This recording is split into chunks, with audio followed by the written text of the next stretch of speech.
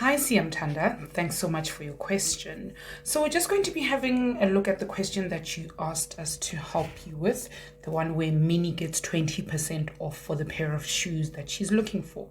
And in this particular question, you are 100% correct in the way that you wrote it. To remember that when we're looking at percentage, we're talking about something. Percentage is always something, some number X, whatever that number is, and it's always over 100. So you've got the right idea when you write here that they're looking for 20% of 500. But remember, the question also says that she paid 20% less, which means after we found what 20% of 500 is, we need to then minus it from the original amount that she paid, which is actually 500.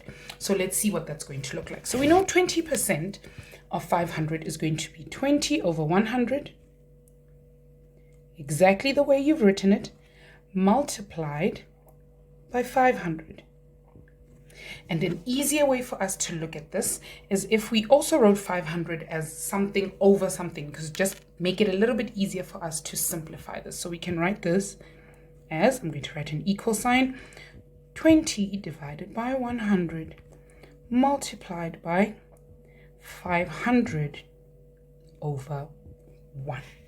Okay, and this is just going to make it a little bit easier for us to look at it this way. So I'm going to do something a little weird. I'm actually going to minus 0. I'm going to take zeros away and make 20 over 100 an equivalent fraction. So it's still going to be the same amount. It's just going to be a couple of zeros less. So what I'm going to do is take away this 0 and take away this 0 to make sure that it's equivalent on the top, on the numerator, and on the denominator. So what I'm going to have left over here is 2 over 10 multiplied by 500 over 1. And this looks just a little less intimidating than having to first divide 20 by 100 and then multiply by 500. And it looks a little bit messy, and this just looks a little bit cleaner. So what we can do now is we can multiply 2 by 500 and then multiply 10 by 1. And whatever we get from those two, we can divide into each other. So let's see what that looks like. So 2 multiplied by 500. I hope you know what this answer is. It's going to be 1,000. Okay, and then divided by 10 multiplied by 1, that's just going to be 10. And check what I can do again. I can actually then take away 2 zeros again, one on the numerator and one on the denominator, and we'll see exactly what we've got here. See, now we're left with 100 divided by 1, which is actually just 100. So in the question that you've given us, she actually paid 100 Rand less than what she should have. So we know that she was supposed to pay 500 Rand. She was supposed to pay 500 Rand, and they gave her a 20% discount, which means she paid 100 Rand less. So we are minusing 100, which means that she actually paid 400 Rand. That is the question that you've got there, which kind of makes sense. We're looking at 20%. If 10% was 50 Rand, then 20%, double of that, would be 100 Rand. And this is the answer we're actually looking for in that particular question.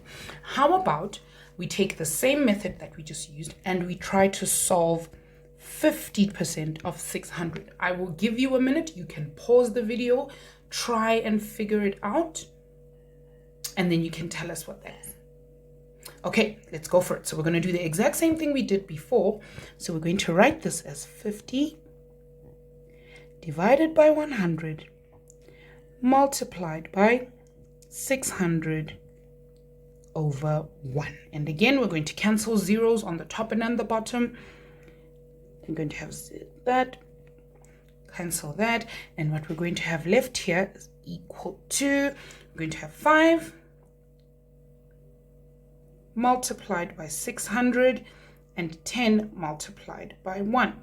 So 5 multiplied by 600, that's going to give us, let's see, 3,000. I hope that's the answer you got as well. 3,000 divided by, and then we've got 10 multiplied by 1, That will give us 10. And then again, we are going to cancel a 0 and a 0. Cancel that 0. Cancel that 0. And then I'm going to be left with 300 divided by 1. And that's just going to leave me with 300. And it's that simple to solve for percentages. We just need to know exactly what it is we're trying to do. Remember, this of actually means multiplication. You see, everywhere we see an of, we've put a multiplication sign. See that? Of multiplication. So that of actually means multiplication in mathematics. And we just need to remember that and make sure that we use that.